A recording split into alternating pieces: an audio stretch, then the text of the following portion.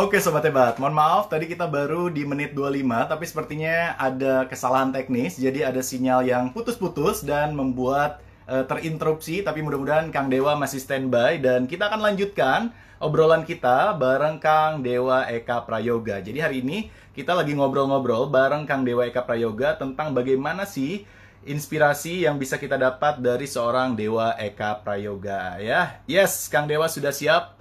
Dan kita akan kembali hadirkan Kang Dewa Eka.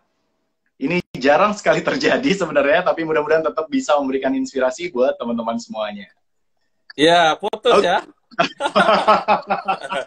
Punten ya Kang ya. Iya. Tadi baru sampai ke apa tadi? Oh, sakit Kang. Ya. Saking apa tadi? Saking langkanya di situ saya terakhir. Ya, jadi sakitnya itu namanya GBS, jadi penyakit yang sangat langka yang hanya mengidap satu dibanding 40.000 orang gitu kan. Dan itu memang tiba-tiba Mas. Jadi ada ini pun lagi-lagi ujian keimanan. Makanya kalau saya nulis buku namanya Melawan Kemustahilan gitu ya. Bagaimana saya cerita di sini tentang orang saya kondisi utang 7,7 miliar gitu kan. Saya kotret-kotret kayaknya bisa selesai berapa puluh tahun gitu kan, tapi alhamdulillah qadarullah 5 tahun bisa selesai ya. Terus sakit, kondisinya langka. Terus katanya dokter juga sangat memungkinkan itu bisa lewat gitu kan, tapi alhamdulillah izin Allah bisa sehat kembali gitu. Nah makanya ini ujian keimanan. Karena kenapa ujian keimanan? Karena kejadiannya itu saya masih ingat hari Kamis itu saya masih ngisi seminar Mas, ngisi training, tepatnya training. Hari Kamis saya ngisi training di Bogor gitu kan.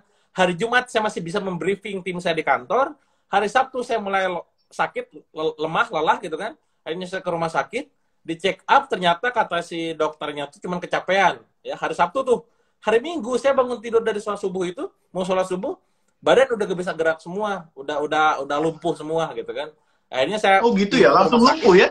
Iya lumpuh, gak bisa gerak apa Mas. Saya itu ngalamin kondisi di mana teman-teman tuh pasti gak percaya bagaimana saya ngomong ulang dari awal Mas. Jadi orang lain misalkan belajar ngomong, saya ulang ngomong dari awal lagi. A, B, C, D, ngomong dari awal. Tangan saya gerak dari awal semua. Kaki berdiri semua dari awal. Dari tahun 2017 berarti 17 awal itu saya perjuangan memulihkan kondisi badan semuanya. Bedanya sama stroke itu yang diserang secara pusat. Kalau saya secara pergi, kalau GBS, ya. Jadi secara otak, alhamdulillah saya utuh. Jadi saya ingatan saya ingat gitu. Nah, cuman secara fisik, kalau misalkan sekarang ngangkat tangan kan tinggal gitu, ya udah ngangkat sendiri, udah gak usah diperintah pun udah ngangkat. Kalau dulu saya tangan ngangkat, misalnya ini udah ngasih perintah di otak nih, cuman ini gak gerak, diem aja diem. Dan cuman diem doang gitu. Itu tahun 2016 gitu. Dan alhamdulillahnya kemustahilan yang ketiga itu adalah saat dokter minta saya bawa Bu lebih baik pulang aja guys itu kan, karena suasana di rumah sakit gak enak nih psikologisnya. Nah ini saya pulang dalam kondisi cuma bisa duduk gini doang, gak bisa nyender, gak bisa tiduran, gak bisa apa, cuma gini aja gitu kan. Nah ketika itu ditanya sama dokter berapa lama harus bisa sampai pulih lagi gitu, pengalaman yang sudah gitu kan, referensi yang ada ya, karena dokternya sendiri selama rumah sakit berdiri penyakit GBS cuman ada 3 pasien doang di rumah sakit itu, dan satu meninggal, satu ditinggal sama istrinya tapi sehat gitu kan, satu lagi saya, jadi saya 50-50 Mas. Kebayang gak sih kalau pikiran kita ini di setting negatif semua, hiji maut gitu. Ini satu meninggal, yang satu ditinggal istri gitu kan, yang satu gue istri. Gue mau dapet yang mana nih gitu ya? Ya alhamdulillah ya, sehat dan selamat, sehat selamat dan tetap bersama istri gitu. Nah alhamdulillahnya di situ. Nah itu luar biasa banget. Jadi memang secara spiritualnya itu sendiri saya ngalamin banyak hal lah di situ di proses sakit itu. Kalau ditanya mana yang lebih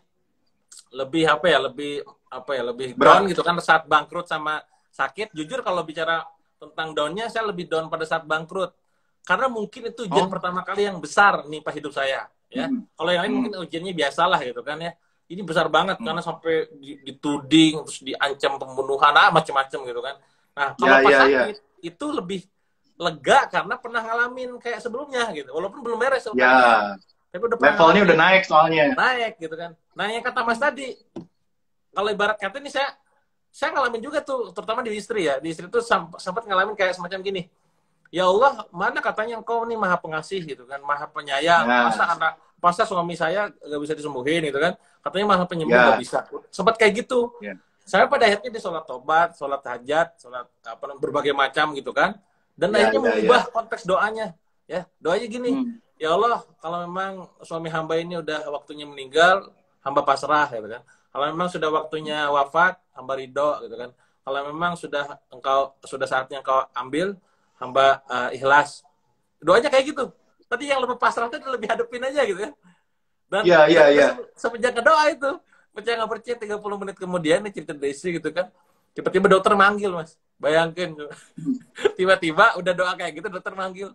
Ibu harus lihat gitu. Wah, kira-kira apa itu? Jangan-jangan dikabulin ya Allah. Gitu kan.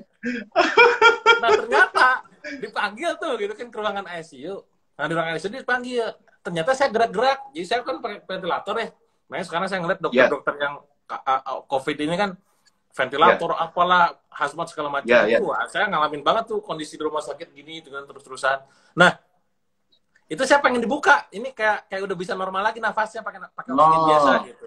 Ini saya gerak-gerak ngasih kode ke dokter gitu kan. Dokter ngelihat dan semua perlakuan di rumah sakit yang harus persetujuan rumah tangga apa di keluarga kan. Ini dikontaklah istri saya gitu. Bu, ini gimana Bu? Ini kayaknya Pak Dewa gerak gitu. Ini kayaknya minta dicabut gitu kan. Yaudah lakuin yang terbaik lah. Jadi dibuka tuh, alhamdulillah saya bisa nafas normal lagi pakai ventilator. Nah, makanya pesannya apa? Pesannya ini yang saya sampaikan ke teman-teman semua. Bener tadi kata Mas Evan tadi.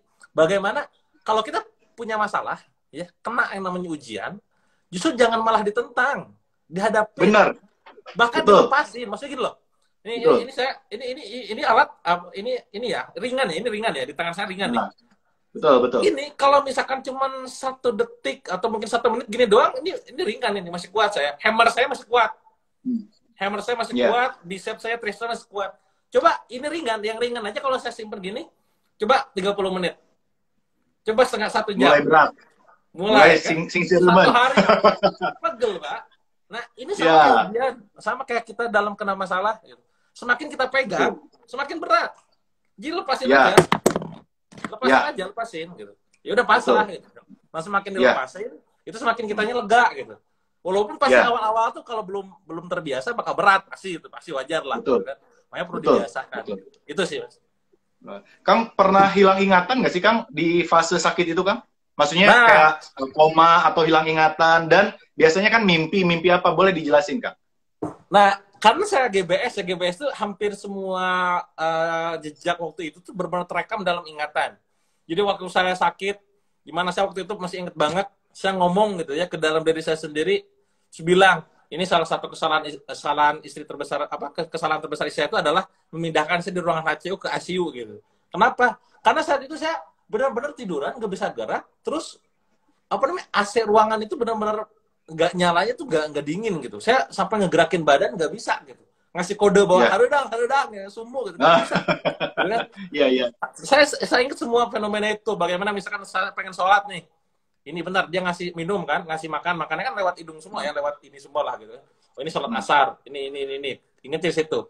Nah momen hilang, saya tuh mikir gini. Saya tuh gak mau tidur Mas sebenarnya di ruang ICU tuh. Kenapa? Saya khawatir gak balik lagi Mas. Tidur lah. Iya.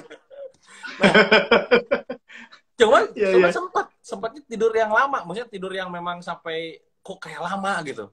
Nah itu pada saat kita pas koma, pas kritis itu, yang saat saya sempet ya? Iya, ini dibolongin, ini paru-paru ini dicek, wah barolong gitu kabeh gitu kan. Nah itu semua ngelakuin itu. Nah di momen itu, ini ada yang sering saya ceritain di seminar gitu kan.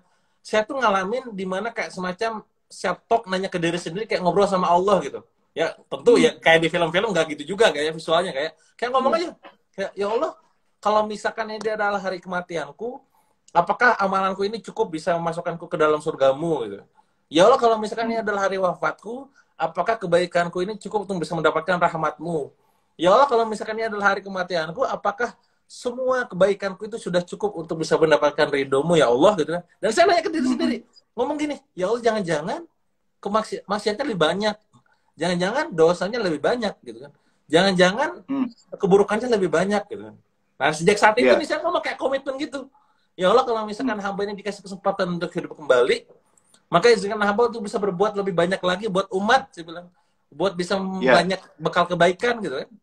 Nah, dari situ kayak gini Mas, mungkin teman-teman sering dengar ya, kayak cerita dari kemarin saya sempat dapat videonya viral pada saat almarhum Ustadz Arifin Ilham meninggal. Itu viral tuh videonya tentang orang yang meninggal itu pengen balik lagi ke muka bumi supaya ngelakuin satu hal, yaitu sedekah. Dan itu dibahas dalam surah Al-Munafikun. Wang fiku mimma razaqnakum min qabli ayyati ahadakum mautu fayaqula rabbi laula akhartani ila ajalin qarib fa asaddaqu wa akun minas sholihin. Nah, itu tekstualnya dalam Quran ada gitu. Nah, saya ngalamin, Mas. Iya, iya. Yang orang mungkin kalau bahasa ini kan katanya gitu ya, kata ustaz gitu. Itu termaktub dalam Al-Quran. Saya ngalamin. Gue udah mau mati gitu kan. Pikiran ngomong kayak begitu, pengen balik lagi, pengen sedekah. Nah, makanya dari situ tuh, makanya kenapa mungkin teman-teman yang ngikutin saya dari tahun 2012 bakal kelihatan banget vibrasi saya dalam mengkampanyekan sesuatu gitu kan. Bagaimana misalkan dulu Dewa ngomongnya tuh apa, sekarang udah mulai geser gitu kan. Vibrasinya beda gitu. Termasuk beberapa usaha saya coba sahamnya saya wakafkan hampir 95% gitu kan. Terus juga lebih royalti buku agama lah ya. Ya, semua royalti buku yang berhubungan dengan spiritual, motivasi semua saya sedekahkan gitu. Nah, tujuannya itu ke sana. Karena saya udah ngalamin kondisi kayak tadi. Kekhawatiran adalah duit di tabungan masih banyak, misalkan ternyata gak terkonversi dalam bentuk rezeki dan tabungan kebaikannya di akhirat dikit gitu. Itu sih banyak banget fenomena yang perjalanan spiritual yang saya rasain. Yang mungkin teman-teman kalau ngikutin saya pasti kerasa ya, bahwa vibrasi tulisan saya beda gitu. Yang koron ngejelasin katanya sama ngalamin itu beda gitu. Betul. Wah, Masya Allah. Nah, teman-teman, sekali lagi, tadi saya sempat simpulkan di tayangan sebelumnya bahwa kesimpulan Kang Dewa adalah yang pertama, ketika ada ujian, terima dan akhirnya kerjakan. Jadi kayak kita sekolah, kalau nggak kita kerjain, nggak kita terima, ya nggak lulus ya Kang ya. Diulang lagi, remedial lagi. Dan ini luar biasa, teman-teman. Jadi saya dengan Kang Dewa itu, tadi ketika saya baru dengar Kang beberapa kisahnya, sebagian udah saya dengar, dan itu saya ngalamin juga Kang, kayak diancam dibunuh, ditagih hutang. Saya ngalamin juga dari usia 18 tahun, ruko disita, mobil disita, motor saya umpetin, nggak disita Kang. Ya, orang tua kecelakaan, banyak deh kayak gitu-gitu. Nah, Kang Dewa, apakah ini kemudian yang menginspirasi Kang Dewa? Karena saya perhatikan sekarang gini, di YouTube, di Instagram, di apa lagi ya, di WA kali ya, dan di Telegram dan lain-lain, Kang Dewa tuh berbagi terus, sharing terus, bahkan ke toko kopi, ke toko donat, ke toko-toko itu ngegali gitu ya, ke toko mie goreng gitu kan. Digali semuanya untuk diambil insight-nya dan dibagikan di YouTube free, gratis buat teman-teman semuanya. Diceritakan Kang, apa motivasinya Kang? Bisa se-amazing itu Kang? Ya, yang menarik adalah pada saat saya masuk YouTube gitu kan, awal-awalnya tuh saya termasuk orang yang punya limiting belief gini, karena kan saya punya e-course banyak Mas ya. Jadi sebelum sekarang lagi ramainya kayak semacam prakerja dan e-course online itu, saya udah punya sejak zaman kapan itu gitu. Saya e-course lebih dari 10 gitu. Nah, saya punya limiting belief gini, kalau gua aktif di YouTube, apakah e-course gua pada dibeli gak ya gitu kan? Dan mahal lumayan, harganya tuh di angka 400.000, bahkan ada yang 1.200.000 gitu. Itu limiting belief saya dulu gitu. Sampai akhirnya saya ngomong diri sendiri, ya biasa terapi dan segala macam. Enggak, ini kita hancurkan limiting belief semua segala macamnya. Akhirnya kita mulai YouTube. Nah, mulai YouTube setting dengan niat awal dulu nih. Ya, niatnya apa nih gitu kan. Dan lagi-lagi karena saya niatnya udah kalau gini mah niatnya legacy gitu kan. Legacy itu berarti saya pengen jadiin warisan saya aja di muka bumi nih. Kalaupun misalkan nanti gak ngasilin gak jadi masalah lah. Pokoknya mah saya sharing totalitas, sharing. Pol-polan gitu kan. Dan itu benar-benar diuji lagi sama Allah itu kan. Saya ngerasa banget tuh, saya di YouTube itu udah ngupload berapa video gitu ya. View-nya ada yang nyampe 900.000 view, 800.000 view gitu kan. Itu saya belum diterima AdSense-nya sama si Google, si YouTube gitu kan. Oh iya? Itu saya belum dapat AdSense. Bayangin, ini ujian. Mungkin gitu ya, mungkin gini kata Allah tuh, ayo mana katanya gak kejar uang gitu kan. Dulu gitu kan. Itu saya perlu diobrol awal tahun kemarin Mas, bayangin, hampir nunggu 8 bulan, 10 bulan. Dan sampai saat ini AdSense saya sebulan paling cuma 2 juta, 3 juta, paling gede itu pernah dapat 20 juta gitu kan. Artinya duitnya gak adaan di YouTube itu. Tapi kenapa saya akhirnya terus ngupload setiap seminggu 3 kali? Saya ngupload tuh KPI saya ada seminggu 3 kali, sebulan 12 kali gitu kan. Kenapa? Karena tadi tujuannya legacy, pengen saya berbagi aja sama teman-teman gitu kan. Berbagi pengalaman. Kalaupun di dalamnya ada jualan kayak soft selling atau mungkin di sisi itu wajar aja sih sebenarnya. Cuma dari YouTube-nya sendiri saya nggak ngejar di situ. Ya, nggak ngejar dari YouTube-nya gitu kan. Nah, jadi poinnya adalah apapun yang kita lakukan, termasuk pada saat sekarang saya sharing sama teman-teman, saya nulis buku, saya sharing di Instagram, saya bahkan sekarang kuantitinya lebih tinggi lagi. Kalau Anda cek Instagram 5 kali sehari kali ya? Ya, kemarin saya 5 hari, sehari 5 hari ini saya 3, besok 3. Saya rata-rata sekarang jadi 3 gitu ya. Kenapa? Karena saya punya prinsip kalau dalam marketing itu, kalau kita hanya melakukan orang yang lain lakukan, kita jadi orang biasa. Orang lain nge-post 1 kali doang, sama dong gue sama dia gitu kan. Orang lain posting 1 hari karosel, ya gue juga sama. Ya udah gue 3, lu kejar gue deh gitu kan. Orang lain desainnya biasa, gue desainnya yang bagus gitu kan. Jadi gue 3 gitu kan. 3 dan itu naiknya sehari bisa nyampe ribuan follower. Per hari ini aja udah naiknya udah 4.000 lebih hari ini doang gitu kan. Nah itu saya buat kayak gitu tujuannya apa? Pokoknya mas sharing aja totalitas, bukti saya sharing caring sama kalian semua gitu kan. Jadi kalau bicara masalah jualannya itu mah pasti ada gitu kan. Cuman maksudnya tuh niat utamanya tuh jangan ke situnya gitu. Niat utamanya adalah berbagi aja. Semakin kita berbagi gitu ya, maka kita akan dikasih sama Allah gitu. Karena niat kita adalah pengen membantu orang lain. Kuncinya mantranya nih, bantu orang lain dahulu, dibantu Allah kemudian, gitu kan? Supaya kalau misalkan kita ada kesulitan nih, ketika kita sulit nih, maka sekarang tugas kita kalau kita kesulitan nih, yaudah nyari aja orang yang bisa kita bantu. Dan bantu itu gak harus dengan uang, bisa dengan ilmu, pengalaman, tenaga, waktu dan segala macam. Ya skill gitu kan, dan lain-lain ya. Itu yang kita lakuin gitu. Termasuk sharing nih, kayak topik kita kan sharing nih gitu kan. Iya. Saya mengkritisi banget nih. Saya ngomong sama anak-anak Imers tuh saya udah kayak teman deket lah gitu kan. Coy, lu sharing tuh pas giliran mau jualan aja sharing gitu kan. Giliran gak jualan mana sharing lu? Hehehe katanya. Nah, kalau saya mencoba jualan gak jualan, ya launching gak launching tetap sharing gitu. Jadi orang tidak bisa memprediksi gue jualan gak sih? Kayak tadi kan saya jam 1 siang jualan itu sebenarnya. Kalau Anda cek kemarin postingan kemarin tuh yang tentang apa gitu, itu jualan dan salesnya tinggi gitu. Cuman orang nggak bakal menerka saya kapan jualan kapan enggak, karena setiap hari saya jualan. Sampai saya bilang kayak gini mas ke tim saya tuh, bro saya bilang saya punya tim ada lebih dari 10 orang yang manajemen bisnis saya gitu kan, ngurusin hijab, ngurusin kaos gitu kan, ngurusin apa namanya kosmetik, snack segala macam. Ana itu fokusnya adalah bangun konten saya bilang. Ana berbagi sama teman-teman, tolong imbangi untuk jualannya supaya Anda dapat traffic dari akun saya bilang. Orang lain nganggap gue tuh dewa selling. Kalau gini cerita gue jadi dewa sharing gue bilang. Dia harus dibagi dengan jualannya. Orang teman-teman saya dong, tim saya langsung, wah, siap kok kalau kayak gitu. Akhirnya dibantu dari segi masalah desain dan segala macamnya tuh. Jadi poinnya adalah dalam hal apapun tetap kalau berbagi niatkan aja nolongin orang ya. Jangan modus apa segala macam. Kelihatan kok vibrasinya beda gitu. Ya. Dan itu yang tidak bisa tidak bisa dideskripsikan gitu. Misalnya gini mas, ada yang nanya, Kang Dewa apa rahasia menang affiliate 24 kali? 24 kali kontes. Wah, itu luar biasa tuh. Ceritain dong, Pak. Unbeatable lah kalau bahasa gelbaynya kan. Nggak terkalahkan gitu. Padahal bonus biasa aja gitu kan. Bahkan kadang saya tanpa bonus. Sekali dapat ratusan juta gitu kan. Kalau saya ngejelasin, ya ada yang nyinyir gini mas. Ya iyalah Dewa itu kan wajar dia menang. Dia listnya aja banyak gitu kan. Ya iyalah dia menang. Dia personal brand-nya kuat. Kadang kalau gue lagi iseng, gue balikin aja gini. Ya lo kalau lo tahu memang list lu banyak dan personal brand lu kuat bisa menangin lu, kenapa lu gak bangun? Gue bilang. Kan dia langsung. Benar. Nah, akhirnya saya ngomong. Nah, kalau ditanya gimana caranya, pastinya dia semua izin Allah gitu kan. Cuma kalau didetailin teknisnya, justru tadi lakukanlah apa yang tidak orang lakukan. Di saat orang lain sharing itu pada saat kondisimu kontes doang, ya. Kondisimu jualan doang, Anda mah tiap hari itu sharing. Karena sharing itu akan membentuk banyak faktor dalam trigger itu. Ini ilmu launching, ilmu mahal. Ya kan? Banyak hal. Pertama, itu credibility. Anda membentuk kredibilitas pada saat Anda sharing, secara tidak langsung Anda membentuk kredibilitas. Kedua, Anda membentuk otoritas, keahlian. Ya, Anda cuma portofolio, tapi juga keahliannya terbangun. Credibility, authority. Ketiga, menciptakan reciprocity. Apa itu reciprocity? Hukum timbal balik. Ya. Jadi kalau misalkan ada A, B, C, jualin produk A, X sama gitu kan, kenapa kemilihnya ke A, nggak ke si B, ke C? Karena si A lebih sering sharing, lebih disukai banyak orang. Itu reciprocity. Keempat, hukum komitmen dan konsistensi. Ya. Kelima, hukum liking. Faktornya banyak. Saya ngajar di workshop produk launch dynamite, mas, harganya yang 7,7 juta itu yang pesertanya ratusan gitu. Itu kalau udah denger itu, wah gila si Dewa sampai segininya. Ya karena aku ngomong ini berdasarkan psikologik ya, karena saya juga orang hipnosis, orang NLP juga. Faktornya banyak. Jadi di balik hukum sharing itu banyak elemen di dalam yang nggak bisa dicontek sama orang biasa gitu.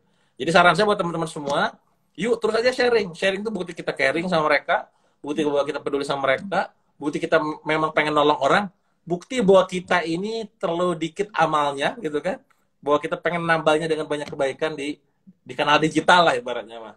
Karena mungkin offline-nya kita nggak bisa berbagi, ya di digital kita sering berbagi gitu. Wow, luar biasa. Teman-teman silakan yang mendapatkan insight, yang bisa menyimpulkan, jangan diambil sendirian, jangan dicatat sendirian, tapi ditulis di kolom komentar, biar teman-teman yang lain pun mendapatkan manfaat dari kesimpulan yang teman-teman bisa dapatkan.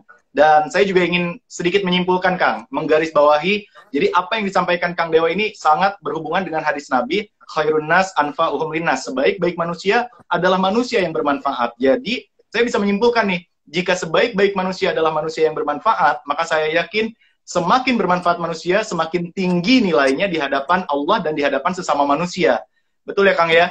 Jadi, cara terbaik biar produk kita laku, bisnis kita laku, personal branding kita terbangun adalah perbanyak manfaat dari diri kita. Kemarin tuh sempat rame, Kang. Semalam, tadi ada salam juga dari Tommy Wong. Semalam saya ngobrol sama dia, ngebahas tentang penjual ludah, Kang. Iya, ramai itu kan. Ya, itu gimana, Cina, gitu kan? Gimana tuh penjual ludah? Saya bilang gini, itu bukan hal yang negatif, betul nggak, Kang? Iya. Ya, kalau ludahnya aja dihargai mahal, apalagi ginjalnya gitu.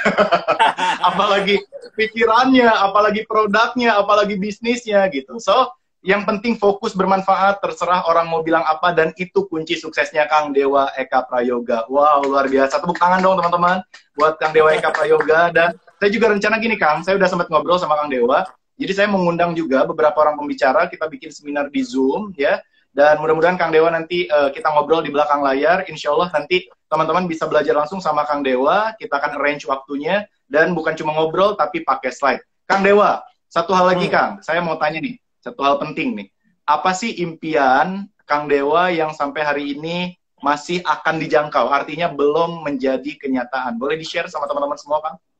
Dan akan menjadi kenyataan. Kalau impian, saya termasuk orang yang kalau tiap tahun tuh selalu menulis ulang mimpi, selalu mengevaluasi mimpi dan segala macam. Termasuk kalau di ruangan belakang saya tuh kalau pas giliran udah sholat misalkan, saya biasanya tempel di depan tuh salah satu ada semacam kayak bukan mind map ya, kayak gambar gitu kan. Bahwa membayangkan visualisasikan biasa teori-teori seperti itu selalu ada.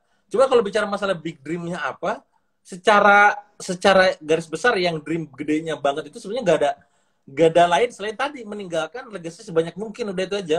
Kayak misalkan gini, betul. Kemarin ada yang komen di status saya, kawan saya sih tepatnya Kang Reddy ya, Kang Reddy lah gitu kan. Lu ini banget katanya mobil cuman pakai mobil X gitu kan, gak pakai mobil itu gitu kan. Gue bilang gini, gue gak tau kenapa gue gak nafsu pakai mobil yang mahal-mahal miliaran, gak nafsu gue gitu kan. Rumah gede-gede gak nafsu gue gitu kan. Kata dia, mungkin beda cerita kalau saya belum pernah sakit ya. Dulu ya. Makanya orang yang belum tahu saya biasanya, tadi saya nulis komen aja, Kang sekarang usia berapa gitu kan. Saya ngomong dari bahas status 28 tahun. Lu gue sekarang udah 9 loh gitu. Lu ngira usia gue 35 apa atau 38 gitu kan. Gue masih muda di bawah 30 gitu kan. Cuman kok kayaknya berpikirnya ke sana. Tadi karena pembelajaran dari tempaan ujian tadi yang mendewasakan saya akhirnya gitu kan. Ini kalau ditanya mimpi, gak ada kayak semacam pengen punya apa, nggak ada. Tugas saya sekarang adalah meninggalkan warisan sebanyak mungkin gitu kan, kebaikan-kebaikan. Makanya untuk tahun ini misalkan detailing mimpinya itu warisannya apa? Pertama, saya pengen nulis 7 buku. Nah, bayangin, 7 buku setahun. Saya target tahun ini 7 buku. Ini baru kelar 2 doang nih kan, masih PR berapa lagi, 5 buku lagi gitu kan. Nah, tujuannya bukan lagi ngejar royalti. Dulu pada saat saya punya utang ngejar royalti, ngebalikin duit kan. Sekarang enggak, buat berbagi gitu kan. Terus apalagi, saya pengen misalkan bangun pondok. Ya, sekarang saya lagi bangun pondok juga di Cirebon. Apalagi, saya pengen buat perusahaan, di mana perusahaan ini saya besarkan, ketika profit tertentu, katakanlah saya punya 100 perusahaan gitu kan. Sekarang masih 13 ya perusahaan saya. Ada 100 misalkan, masing-masing tiap bulan dapat net profit yang kita bisa bagi untuk saya ambil gitu kan. Misalkan 100 juta. Kalau 100 juta per satu perusahaan, ada 100, berarti kan ada total 10 miliar. Berarti kan setiap bulan bisa sedekah brutal 10 miliar gitu. Nah itu, mimpi besarnya bukan ke perusahaannya, bukan uangnya, bukan, tapi legasinya gitu. Karena goalsnya di sini, nama apapun yang dilakuin demi ini gitu. Termasuk misi-misi pribadi kayak semacam tadi ya, lebih dekat sama Allah dengan cara misalkan banyak ngafalin Quran gitu kan, banyak ikut kajian dan segala macam. Itu udah pasti. Jadi kalau mimpi besarnya apa, kayak kalau materi itu saya jujur nggak ada hasrat apapun, nggak ada kepikiran beli rumah lagi, beli mobil lagi, atau beli apa, nggak ada gitu kan. Fokusnya adalah, goalnya adalah legacy. Tiap hari saya punya bisa sharing apa lagi saya buat teman-teman semua gitu. Gitu. Masya Allah, mudah-mudahan Allah mencatat niat kebaikannya, Kang. Berarti legacy yang Amin. dimaksud setidaknya mungkin 3 hal itu ya, Kang ya? Ilmu yang bermanfaat melalui sharing-sharing kayak iya. gini, kemudian Hadis Rasul. sedekah, amal jariah. Betul. Mudah-mudahan ini menjadi amal jariah. Nanti akan saya save, silakan teman-teman share. Dan juga kemudian akan saya share juga ke Kang Dewa. Dan yang ketiga berarti anak soleh yang mendoakan kedua orang tuanya itu ya, Kang ya. Anaknya udah berapa, Kang? Anak soleh di dalam hadis tersebut, Kang, sebenarnya itu bukan anak kandung sebenarnya. Bukan hanya anak kandung. Setuju. Waladun itu bukan cuma sekedar Pendapat. anak kandung saya 2 gitu kan. Cuma kalau waladun itu versi sana. Dulu saya dulu pesantren ya 3 tahun, jadi tiap hari belajar bahasa Arab, ngomong bahasa Arab gitu. Waladun di sana adalah termasuk kita kalau punya karyawan, kita punya reseller, kita punya tim gitu. Yang dimana mereka tuh bisa berubah taraf hidupnya gitu kan. Yang dulunya gak punya rumah, sekarang punya rumah. Yang awalnya riba, sekarang udah lunas. Yang awalnya bingung gini, gimana gitu kan. Ya semoga jadi kebaikan buat kita gitu kan. Makanya kalau saya giliran, misalkan saya lagi ada sakit, misalkan apalah gitu. Saya ngomong ke seseorang misalkan. Nah seorang ini ngomong ke temannya nih, ke timnya gitu. Doa itu langsung pada orang lain tuh pada bikin status di Facebook. Yuk kita doain sama-sama loh. Masya Allah, saya padahal nggak ngomong sama siapa gitu. Tapi pasukan saya pasukan di salah satu bisnis ada total 38.000. Di bisnis yang lain ada 2.000, total kurang lebih 50.000 lah pasukan saya tuh. Itu sebegitunya gitu. Masya Allah, energinya kan luar biasa gitu. Nah itu yang kita sedang persiapkan. Hadis Rasul tadi, sedekah supaya bisa brutal, sedekah jariah, wakafnya bisa banyak, terus juga kebaikannya, manfaatnya bisa banyak, terus juga anak-anak ini, anak didik kita ini bisa banyak juga gitu. Amin ya robbal alamin. Wow, luar biasa sekali Kang Dewa Eka Prayoga. Nanti sekali lagi teman-teman, saya akan mencoba mengajak Kang Dewa untuk seminar di Zoom dengan 7 pembicara yang sudah confirm. Ada Pak Haryanto Kandani, Kang Andika Sediawan, terus insya Allah Pak Jamil Azaini, kemudian juga satu lagi itu siapa ya, satu lagi ya? Ya pokoknya ada lah. Nanti para pembicara yang akan sharing berbagi ilmu, total 7 pembicara. Dan juga saya bukan hanya mengajak Kang Dewa, tapi juga 20 orang pembicara yang bisa memberikan insight buat teman-teman semuanya. Bisa cek di Instagram saya nanti. Dan juga jangan lupa follow Instagram Kang Dewa jika ada yang belum ada follow ya. Dan Kang Dewa, sepertinya kita sudah 1 jam. Saya akan kembalikan ke Kang Dewa. Mau kita selesaikan sampai selesai atau gimana? Mangga. Ya, ini aja sampai beres aja. Sampai asar. Sampai beres aja ya. Ya, sampai asar ya. Sampai asar ya. Silakan teman-teman yang mau bertanya sama Kang Dewa, saya akan bacakan satu persatu apa hal-hal yang bisa teman-teman tanyakan dan insya Allah akan dijawab oleh Kang Dewa Eka Prayoga ya. Dan Kang Dewa, kalau istri gimana sekarang Kang? Peran istri terhadap kesuksesan Kang Dewa Kang? Ini buat menggetarkan hati para jomblo nih. Jangan tanya Kang, jangan tanya. Saya termasuk orang gini kan. Kalau ditanya nih ya, saya pernah ditanya sama Mariana gitu kan. Kang Dewa ini sama, angle-nya tuh sama, berawal dari angle bahwa Dewa ini multi talent gitu kan. Nulis buku iya, jualan affiliate iya, bisnis juga iya, ngisi iya dan segala macam. Terus kayaknya dan di setiap dia singgah, gitu kan, kayak main affiliate dia menang gitu kan. Main nulis buku dia bestseller gitu kan. Ngisi workshop semua membludak gitu.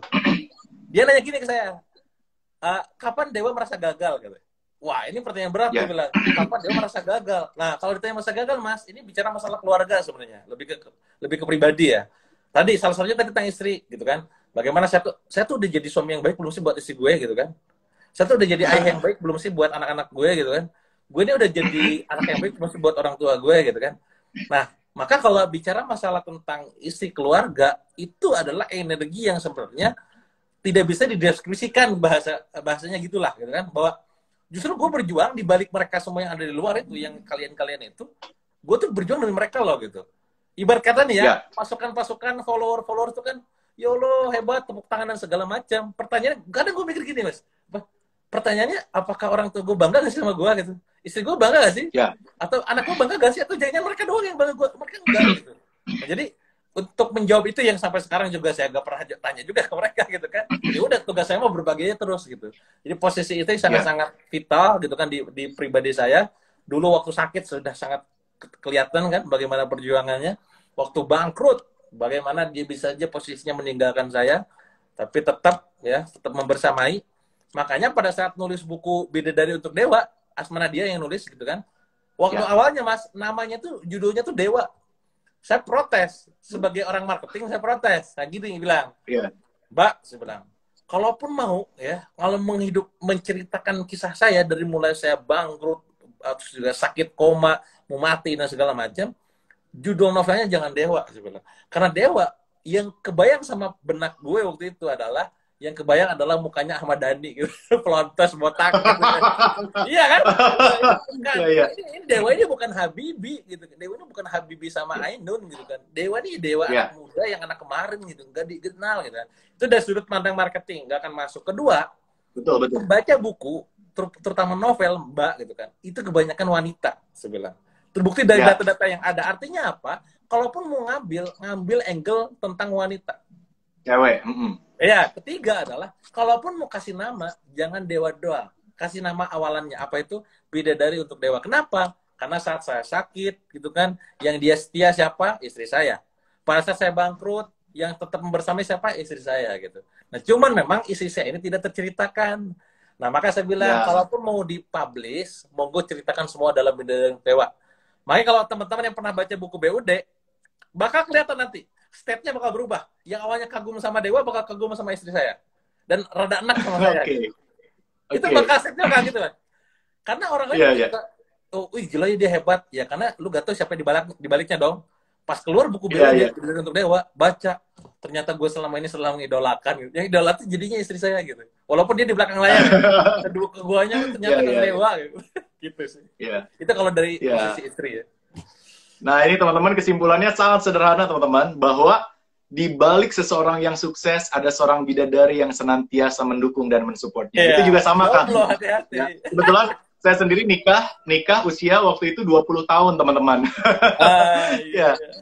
Jadi yang masih jomblo sok atuh kapan gitu ya, cepetan menikah. Kang, ini ada pertanyaan dari Galih saya.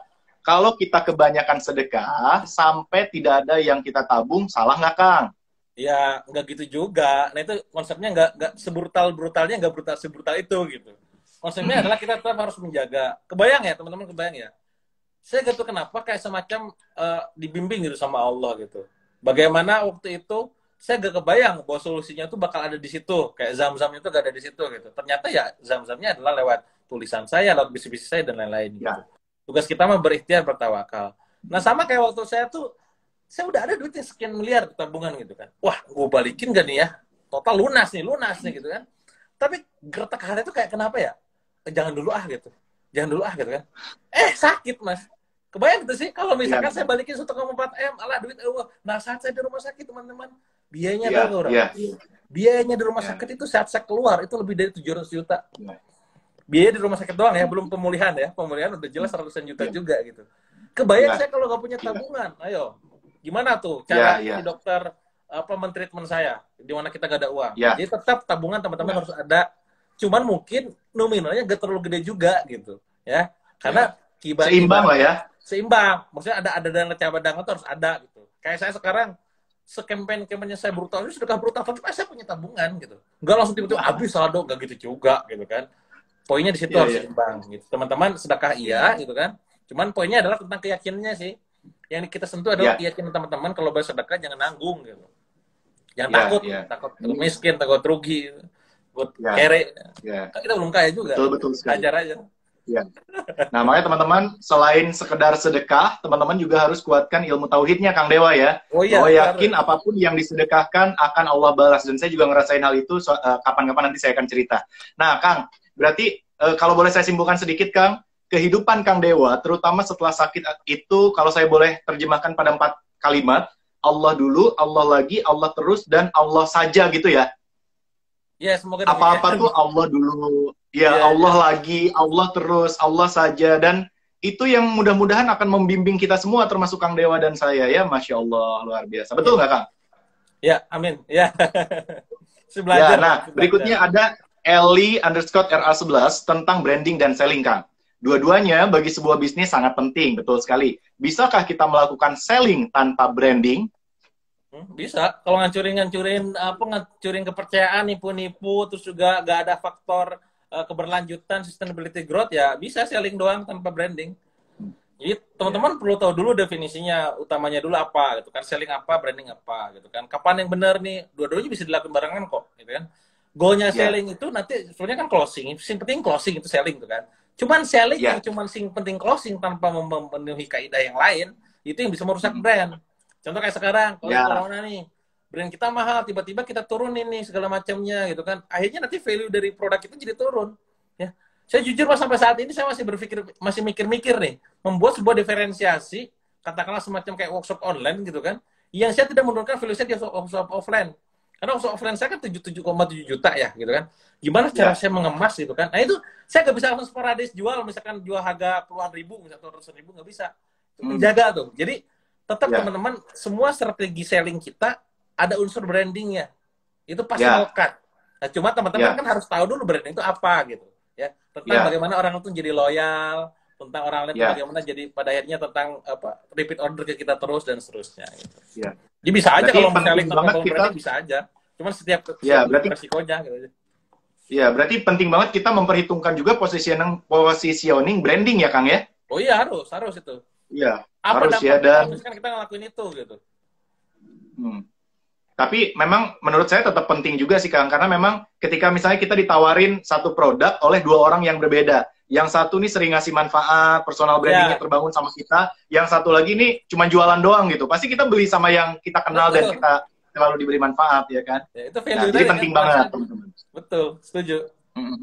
Setuju ya. Oke, lanjut ke pertanyaan berikutnya Kang Dewa. Rika Novitasari _11. Gimana caranya membangun mindset mengenai bisnis di bidang kuliner dengan ide-ide yang penuh dengan inovasi? Mangga, Kang.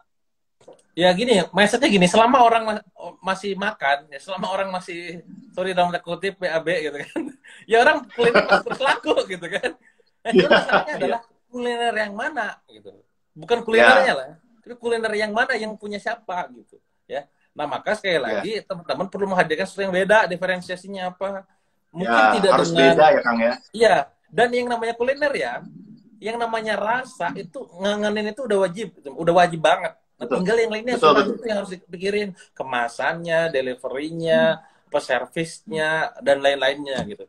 Ya kalau misalkan ada yang nanya ke saya misalkan, "Kang, kenapa ya makanan saya misalkan makanan saya kok nggak meledak ya gitu kan, launchingnya gini-gini." Yosef datang ngomong ke situ ke saya gitu kan. Terus saya bilang, "Mana Bu makanannya ini?" Saya ngomong kalau di Yosef keras gitu kan. "Bu, sampah kayak gini gak usah dijual," gue bilang. Itu sakit hati, Pak. Itu benar, itu kalau orang yang nggak tahu saya, maksud Kang Dewa gimana? Ibu lihat tuh kemasannya kayak gini, isinya juga gini, gimana mau laku? Ini ibu ngikutin produk Lost Dynamite, kan mau ngeledakin bisnis produk gitu kan. Kalau bawaan DNA-nya udah kayak begini, gimana mau meledak komplain yang ada gitu kan. Meledak yang ada ya omset sampai dengan refund gitu. Iya. Tetap kalau kuliner teman-teman kudu dari rasanya itu harus benar-benar dapat gitu kan. Nah, baru selebihnya tuh diferensiasi yang lain-lain gitu. Nah, ini mungkin karena nyambung juga dengan sedikit pengalaman saya dulu bisnis Kautsar Dimsum, Kang. Alhamdulillah izin sharing. Di tahun pertama itu omset kita 1,4 miliar. Kuncinya sederhana sebenarnya. Pertama betul, rasa itu nomor pertama, kedua kehalalan, karena saya dimsum dulu, dan belum seramai sekarang, Kang. Dulu umur saya 18 tahun. Dan kuncinya satu, teman-teman. Biarkan orang merasakan dulu secara gratis, manfaat dulu. Gitu. Kalau orang udah tahu rasanya, orang akan rindu bener tadi, kangen sama rasanya, ngangenin gitu. Jadi kuncinya biarin makanan masakan kita itu dinikmati oleh orang banyak dulu. Kang, lanjut lagi, Kang. Zainuddin Hasibuan dan Khairunisa ada dua pertanyaan yang mirip-mirip ya, tipis-tipis. Yang pertama, mohon motivasi buat pengusaha pemula, apa aja tipsnya? Khairunisa, gimana cara menghilangkan rasa nggak percaya diri ketika jualan? Mirip lah ini kurang lebih. Motivasi pengusaha pemula, apa tipsnya, dan pede biar jualan? Mangga, Kang. Ya, bisnis kalian yang belum punya bisnis ya, mulai bisnis itu gak usah pakai ilmu sebenarnya. Modal berani aja. Terlepas gagal, rugi itu nomor sekian ya. Saya takut rugi, takut bangkrut, takut miskin. Sadar, ente belum kaya. Takut miskin, takut rugi. Ente juga nunggu sebentar wayanya, Kang. Kayak itu hanya semacam ketakutan. Jadi mulainya itu, Anda mulai dulu aja. Jangan banyak pertimbangan. Ya. Nah, pas mulai, Anda bakal mikir nanti. Harus dengan keilmuan. Jadi kuncinya adalah memulai bisnis dengan keberanian, menjalankan bisnis, membangun bisnis dengan keilmuan. Nah, kalau misalkan saya nggak percaya diri, gimana, Kang? Percaya diri di bagian mananya? Harus dijelasin dulu, ya. Misalkan nggak percaya diri, misalkan saya nggak percaya, misalkan produk saya bagus, ya. Ya, gue usah dibuat produknya, gitu. Kalau buat sampai kamu percaya itu bakal bagus, gitu. Ya, jadi, betul. Atau kalau mau pakai teknik manipulasi, ya, gampangnya gini. Tapi ini nggak bagus kalau buat produk, gitu kan. Kalau buat state, ya kayak misalkan Saya gak percaya dia kalau ngomong di depan publik segala macamnya ya. Pura-pura aja percaya gitu kan. Pura-pura aja pede gitu ya. Pakai teknik Superman pattern ya. Pura-pura jadi Superman ngomong wah apa. Itu gampang manipulasinya. Ya, kalau udah bicara produk, Anda harus percaya diri. Ya, gimana caranya? Ya bikin sampai ada tuh gak ada lagi celah untuk gak percaya diri. Mana apa yang buat kamu tidak yakin? Saya ini kemasannya jelek, ya udah ganti lagi gitu kan. Ini udah ganti lagi. Seberapa besar keyakinanmu? 99%. Kalau belum 100% gak usah di launching. Kalau saya gitu. Kalau belum 100% ya di launching. Karena percuma nanti kamu pas giliran gagal kamu nyalahin diri kamu sendiri. Ya kemarin aja gak percaya. Ya wes gak usah di launching gitu loh. Jadi sampai 100% baru launching gitu. Kita harus beresin. Wow, luar biasa. Nah, kesimpulannya teman-teman, kalau nggak percaya diri, lihat percaya dirinya di titik yang mana, kemudian perbaiki gitu ya, Kang ya? Betul. Oke, berikutnya, Ruth April, Kang, gimana bayar utang 7,7 miliar? Berapa lama itu bisa sampai lunas? Dan bisnisnya apa yang bisa bikin lunas? Terus bayar rumah sakit, kayak gimana caranya? Wah, nah ini prosesnya panjang ya. Pada saat kondisi, kalau saya cerita di mungkin boleh poin-poinnya aja, Kang? Ya, poinnya tuh gini. Berapa lamanya kalau hitungannya normal itu kurang lebih saya pernah ngotret gitu kan, kalau sebulan 10 juta penghasilan dikali 12 berarti 120 juta, 7,7 jam dibagi 20 juta sama dengan 63 tahun, kejadian 21 tahun berarti 21 tambah 63 sama dengan 85 tahun baru bisa selesai. Tapi izin Allah 5 tahun selesai. Gimana caranya 5 tahun selesai? Tahun pertama, tahun kedua termasuk yang itu cicilan cuma kecil. Paling cuma beresnya cuma ratusan juta jatuhnya tuh. Walaupun miliaran paling cuma gak nyampe 1 M, ratusan juta lah jatuhnya. 2 tahun pertama. Kenapa begitu? Karena ini adalah proses pemarwahnya. Proses mencari jati dirinya, mencari-cari apa ya, zam-zam tadi. Ya, zam-zamnya di mana nih gitu kan. Tahun ketiga, 4, 5 itu yang fenomenal. Makanya penghasilan jadi eksponensial. Jadi bukan gak gini, oh 5 tahun 7,7 dibagi 5. Tidak begitu hitungnya. Rezeki itu tidak flat. Ya, ada unsur tidak disangka-sangkanya kan. Nah makanya, nah dengan ilmu berbagai macam tuh, sofa marwah, terus tawakal, gerak, gitu kan? Musa, solusi terdekat, terus juga tentang dari kebaikan, berbuat baik sebanyak mungkin. Tiba-tiba tuh tahun ketiga, 4, 5 itu yang drastis.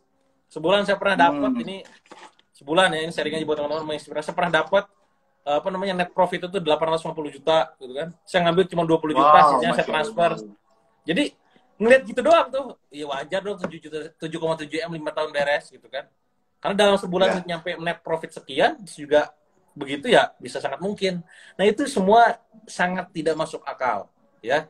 Loh kamu kok bisa? Ya itu dia, itu namanya melawan kemustahilan. Gak usah dimasukin ke akal, bukan manusia, ya. Masukinnya ke iman, ke iman. Hanya segala sesuatu makanya yang paling penting akal, yang bisa menyelesaikan segala sesuatu yang tidak masuk akal. Ya, betul sekali. Makanya yang paling penting sebelum bisnis ya Kang ya, benahin dulu tauhid kita teman-teman, keyakinan kita pada Allah, biar apa? Biar segala hal tentang bisnis itu bukan hanya hal-hal yang bisa dilihat dan dirasa dengan akal pikiran gitu, tapi juga hal-hal yang ya tadi melawan kemustahilan atau keajaiban. Dan Kang Dewa tadi saya dengar, Kang Dewa kan sekarang sudah punya lebih dari 10 e-course. Boleh atuh Kang dijual juga di naiklevel.id, sekalian promo. Karena ini itu adalah sebuah marketplace kayak Tokopedia, kayak Bukalapak, tapi memang di dunia pelatihan. Jadi siapapun boleh jualan di websitenya, di mana di situ pun boleh gitu ya, biar meramaikan aja orang-orang bisa ikut belajar. Yang udah Kang di naik level. Berarti tinggal di placement doang gitu. Nggak apa-apa, yang udah juga nggak apa-apa Kang, karena karena ini mah cuma marketplace aja. Ya siap. Ya. Aman. Dan nanti bisa akunnya Kang Dewa atau akunnya Billionaire Coach Kang.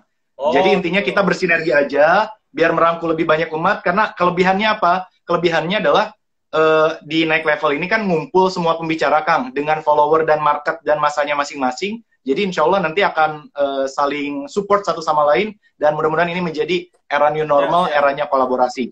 Amin insya Allah. Ainun Pumaji, Kang Dewa, kalau kita berbagi sampai diri sendiri nggak punya tabungan, ini udah kali ya tadi ya? Ya jangan juga, jangan bolehkah? Gitu. Janganlah itu tadi udah terjawab. Menerangi yang lain. Ya benar. Betul. Kang, gimana cara membangun pasar untuk produk mukena? Ini pengusaha mukena nih. Ya, nah teman-teman juga harus menciptakan ini ya, menciptakan list yang tepat untuk pasarnya ya. Kemarin saya yakin lah yang usahanya koko, mukena, fashion muslimah pasti naik tuh Ramadan tuh. Cuman ingat bisnis itu bukan cuma sekedar 1 bulan, saudara-saudara gitu kan. Maka harus menciptakan tiap bulannya itu harus ada gitu. Nah, maka teman-teman di situ makanya bangun brand. Sekali lagi, walaupun saya selling nih Dewa Selling gitu kan, saya tuh praktek brand juga gitu ya. Kalau Ya. cuma sekedar sharing jualan doang, aduh itu cuma hari itu doang gitu. Maka sekarang teman-teman tuh mulai bangun brandnya ya. Kan toko orang lain ancur-ancuran harganya nih di marketplace ancur. Ya udah jangan bersaing gitu kan. Kalau Anda bersaing dengan harga, Anda siap mati dengan harga gitu. Jadi tetap Anda bangun brandnya. Ketika ingat apa, ingatnya mau kena Anda misalkan. Ketika ingat mau kena, ingatnya merek Anda gitu kan. Itu kan sampai kayak begitu. Aduh, mau kena gua gini. Bahkan gini logikanya. Kan mungkin gini ya, kalau mau kena kan mungkin seorang itu kayak sarung lah, kayak kalau cowok tuh kayak koko gitu kan, cuman paling punya berapa biji doang nih gitu kan. Tapi beda kalau udah ngefans jatuhnya ya.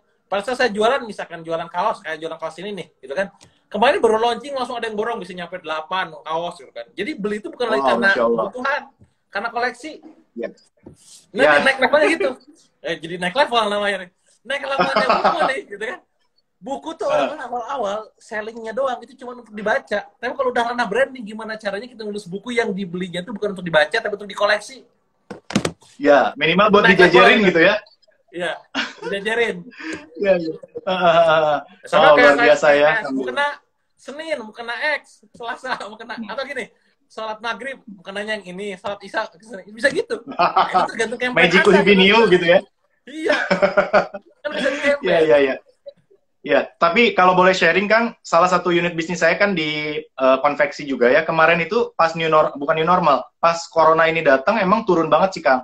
Turun banget, yang tadinya misalnya penjualannya 100 per hari, kita turun bisa sampai 15 per hari. Tapi kuncinya ini mungkin bisa share juga jawabannya buat yang tadi nanya. Caranya adalah tinggal kita lihat 15 orang yang tetap beli ini kayak gimana orangnya, dan cari lagi 15 orang yang sama dengan jumlah yang lebih banyak gitu. Intinya kayak gitu aja sih.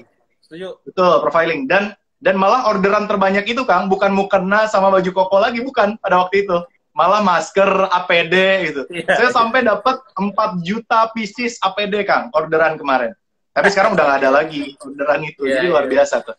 Oke, kemudian berikutnya, bagaimana caranya, Nor Leopard nih nanya, jika ingin membiasakan sedekah menjadi kebutuhan sehari-hari, mangga Kang? Jadi buat target, sama kayak Anda sekarang ngejar omset lah di bisnis. Berapa omset Anda sebulan target? 1M, 2M, 10M, betul kan? Nah, energinya sampai kayak gitu. Maka sekarang mulai digeser, ya. Kalau misalkan Anda sekarang nargetin katakanlah omset sebulan 1 miliar misalkan, atau 10M gitu kan. Gak usah mikirin omset, sekarang targetnya sedekah. Anda ke perusahaan boleh ngomong gitu, omset target sekian. Anda pribadi ngomong, aku target sedekah adalah 1M. 1M itu untuk alokasi apa aja? Pertama, sedekah pagi. Kedua, sedekah Jumat. 3, sedekah ke orang tua dan kerabat. 4, sedekah ke sahabat, gitu kan. Kelima, sedekah ke anak yatim. Keenam, sedekah wakaf, gitu kan. 7, sedekah bruta, sedekah dalam dakwah. Nah, itu dialokasiin. Jadi punya alokasinya, jadi pas tiap bulan teh dapat duit langsung lempar gitu. Jadi membiasakannya begitu, menjadi kebutuhan gitu. Kebutuhan buat gue ngeluarin untuk dakwah, kebutuhan untuk membantu anak yatim dan segala macam gitu. Dan mungkin dimulai dengan latihan ya Kang ya. Jadi dilatih, dipaksa gitu. Walaupun angkanya kecil ya, angkanya kecil gak jadi masalah, konsisten. Rasul menyukai orang yang ngelakuin segala itu kecil tapi konsisten daripada yang gede tapi jarang-jarang gitu. Iya, iya. Wah, luar biasa. Lanjut ke pertanyaan berikutnya Kang. Mau nanya-nanya bagaimana membangun personal branding dari nol. Atau gini deh, saya tanya Kang. Menurut Kang Dewa, salah satu orang tempat belajar personal branding di Indonesia ini boleh sebut nama Kang? Gak ada. Gak ada. Loh, saya udah riset Mas. Saya pada saat bikin workshop itu, saya udah riset duluan. Ya gini, tergantung standarnya dulu. Katakan gini, gue pengen bangun personal brand. Katakanlah ada sosok nih, personal brandnya, ada orang yang jago dalam branding misalkan gitu ya. Pertanyaannya adalah, apakah dia punya personal brand yang bagus? Dia juga nggak punya. Oh, dia fokusnya ke corporate brand misalkan. Ya udah, gak usah. Kalau aku personal brand siapa ya? Ya juga di Indonesia jarang, di luar juga jarang gitu kan. Rata-rata orang adalah praktisi brand Mas. Cuman dia gak mau betul. Nah, uniknya kita nih kan, kita nih belajar tentang NLP, tentang benchmarking, modeling, belajar tentang buat sebuah modul dan segala macam kan. Oh, ini peluang. Saya bikin amazing personal branding, saya polite jeder gitu kan. Makanya minatnya langsung banyak. Nah, kalau ditanya apa sih caranya? Macam-macam. Ada 2 cara minimal. Cara yang fundamental atau cara yang pencitraan. Kalau saran saya cara fundamental, karena pencitraan itu gak bakal lama. Nah, fundamental itu minimal teman-teman fokus sama yang namanya kompetensi, ya. Apa keahlian kalian, kemampuan kalian apa, itu yang akan dibangun. Kedua adalah fokus membangun reputasi. Buktikan dengan kemampuan itu kamu bisa ngelakuin apa, gitu kan. Ketiga, bangun prestasi. Contoh, kompetensi saya adalah jualan, gitu kan. Reputasi saya adalah ikutan kontes affiliate. Prestasi saya adalah juara 1 nomor 1. Contoh. Nah, Wow, gimana lengkap. cara fundamental ini bisa disalurkan ke orang lain nih? Dengan cara melakukan nomor 4, eksistensi. Di mana? Di media yang Anda ingin pakai. Di Instagram, di YouTube, dan segala macam. Yang diomongin adalah tentang 3 tadi. Showing, not telling. Sekali, showing, not telling. Ya. Makanya kenapa saya bedah bisnis. Kayak orang ahli aja gitu kan. Karena kita praktek. Gitu kan. Bukan cuma sekedar ngajarin di flip chart segala macam gitu kan. Nggak hanya itu. Maksudnya di situ. Terakhir nomor 5 adalah butuh eksistensi. Konsistensi. Jangan sampai berubah-berubah. Ya, kalau misalkan ini begini, udah terusan begini. Jadi 5 C ya. Kompetensi, reputasi, prestasi, eksistensi, dan konsistensi.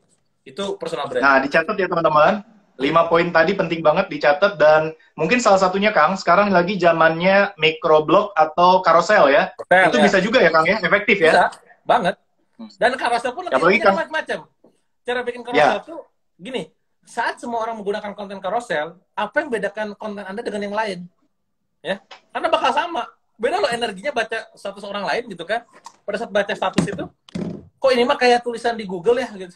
Kok ini mah kayak tulisan di artikel biasa ya gitu kan. Nah, makanya kalau Anda baca saya, kalau Anda mungkin nanti followernya Mas Evan langsung pindah ke saya gitu kan, lihat. Bakal kerasa bedanya. Saya tuh menyuntikkan banyak elemen. Elemen tentang set, elemen tentang yang namanya transword, elemen story pribadi, elemen POV dewa. Jadi pada saat konten saya diviralkan sama orang, lu gak bisa ngomong klaim konten lu, itu konten gue, karena tulisan saya. Iya. Nah, itu gak bisa. Nah, itu nanti ranahnya kalau udah ranah membangun personal brand yang khas gue banget gitu. Di konten carousel. Konten carousel adalah bagian eksistensinya yang tadi itu kan. Nah, cuman apa kompetensi dan segala macam itu yang kita definisikan gitu. Wow, luar biasa. Hatur nuhun Kang Dewa. Ini masih mau lanjut Kang? Ada 7 menit lagi tapi satu pertanyaan lagi ya. Oke, kita akan cari satu pertanyaan lagi. Bagaimana mendidik anak kita Bintorof 12, anak kita supaya ikhlas dalam berdagang dan masuk surga? Amin ya robbal alamin. Ya, itu mah kita juga sama-sama belajar ya, mulai membiasakan diri dari kecil ya. Kayak kemarin dari Ramadan misalkan, anak saya alhamdulillah anak pertama Nabila udah khatam Ramadan, puasa sebulan misalkan kan. Terus juga mulai dididik dengan semacam kayak reward gitu ya, reward punishment yang memang mendidik dia. Itu ilmu parenting banget ya. Saya juga masih belajar. Istri saya kemarin selama Ramadan tuh banyak belajar ilmu parenting, termasuk saya juga gitu kan. Bagaimana anak itu seringkali dia megang gadget, kenapa? Karena dia tidak dapat hiburan dari orang tuanya gitu. Nah, maka kita nih sekarang betul sekali corona nih ya. Ente jangan ngomong pengen bisa bermanfaat buat banyak orang ya. Ente jangan ngomong alibi pengen bisnis supaya bisa bebas waktu ya. Sekarang udah alokasi tuh bebas waktu. Buktiin dengan keluarga ya. Seberapa sering Anda main sama anak, seberapa sering Anda main sama istri gitu kan, sama keluarga gitu. Nah, ini ajang pembuktian gitu. Nah, jadi kita tuh harus hadir itu utuh sepenuhnya.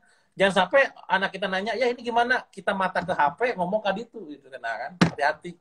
Ya, itu yang sering kali terjadi. Yes. Ya. Ini pelajaran buat kita para orang tua ya, baik orang tua muda seperti kita berdua dan juga orang tua yang mungkin anaknya sudah dewasa ya. Kang ini juga telah hadir Ko Tommy Wong ya. Halo Ko Tommy Wong, salam buat Kang Dewa katanya. Masya Allah, luar biasa ya kok. Ya, nah mungkin karena waktu sudah asar Kang. Ya. Terakhir, simpulkan Kang, singkat aja kesimpulan yang bisa teman-teman dapatkan dari percakapan kita. Mangga Kang Dewa, silakan. Ya, simpulnya teman-teman semua, kalau teman-teman semua sekarang hidupnya pengen dimudahkan sama Allah, maka sering-sering kali aja memudahkan hidup orang lain. Ya, kalau kata istri saya nih, ya sering kita dapat wejangan dari istri yang luar biasa gitu kan. Kalau kita pengen sering dikasih kemudahan sama Allah, seringlah kasih kemudahan buat orang lain, gitu kan. Kalau kita pengen dikejutkan dengan rezeki-rezeki yang tidak disangkanya Allah, maka sering-sering juga ngasih hadiah ke orang lain yang membuat dia akhirnya bahagia, gitu kan. Kalau kita tidak ingin disulitkan dengan segala permasalahan, jangan pernah menyulitkan orang lain juga, gitu. 3 poin itu minimal jadi bekal buat teman-teman semua dalam mengarungi kehidupan di berikutnya. Gitu. Amin gitu. Ya Allah ya Rabbal Alamin. Oke, Kang Dewa hatur nuhun pisan atas kehadirannya. Mudah-mudahan bisa banyak kolaborasi kita lakukan untuk kebaikan teman-teman, untuk kebaikan umat. Dan teman-teman, sebelum kita berpisah dengan Kang Dewa, kita sama-sama doakan. Mudah-mudahan Kang Dewa senantiasa Allah berikan kesehatan, keberkahan, keberlimpahan rezeki, dan kebahagiaan dunia dan surga. Amin ya Rabbal Alamin. Anak-anaknya juga soleh-solehah. Amin. Istrinya juga senantiasa mensupport dalam keadaan sehat dan bahagia. Kita bacakan Al-Fatihah untuk Kang Dewa Eka Prayoga. Mudah-mudahan Allah mengijabah doa kita. Al-Fatihah. Auzubillahi minasyaitonir.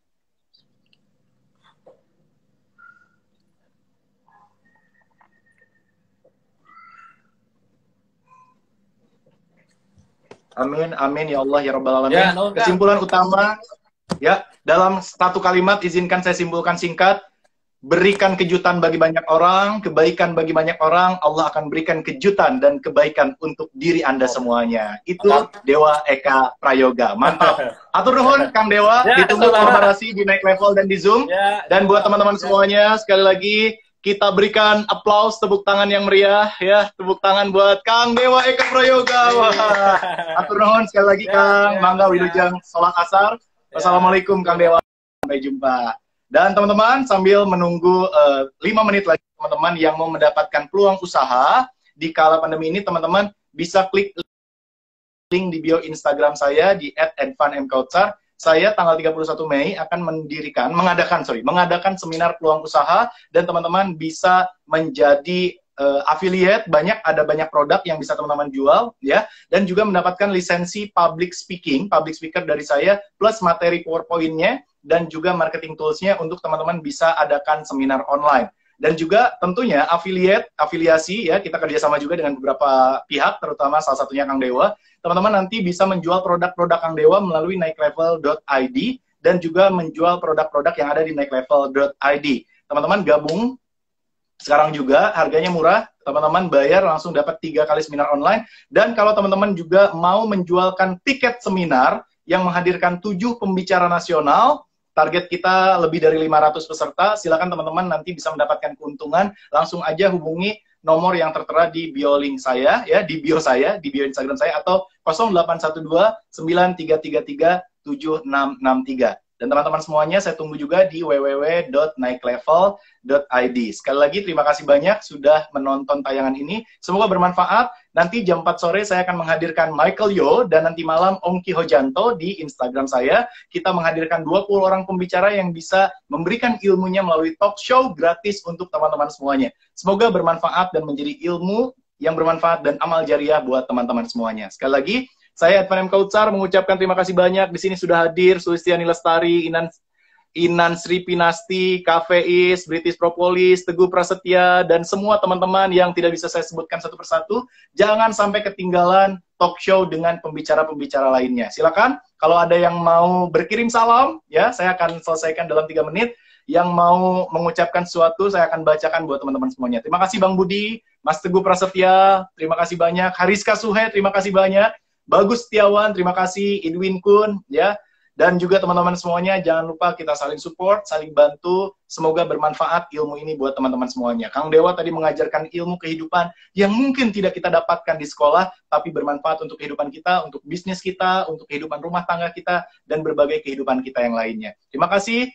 Bagus Setiawan, Muhammad Fauzan, Anggalo punya yahoo.co.id, Rahimatullah Fikri, Arzuna Kilarevin, Paula Melinia Official, semua tayangan video dengan para mentor, belajar pada mentor, saya hadirkan 20 orang, akan saya re-upload di Instagram saya, di Instagram para mentor, dan di YouTube channel saya, plus YouTube channel para mentor, ya. Jadi kami akan olah sama tim kami, dan akan kembali di-upload, semoga bermanfaat buat teman-teman semuanya. Sekali lagi, jangan lupa ikuti nanti seminar Zoom bareng 7 pembicara nasional, mendapatkan ilmu yang bermanfaat, dapat juga nanti bertatap muka langsung, ngobrol langsung di Zoom, dan semoga teman-teman semuanya bisa bermanfaat. Mas mau tanya, sampai kapan kita kasih produk gratis? Maksudnya produk kuliner ya.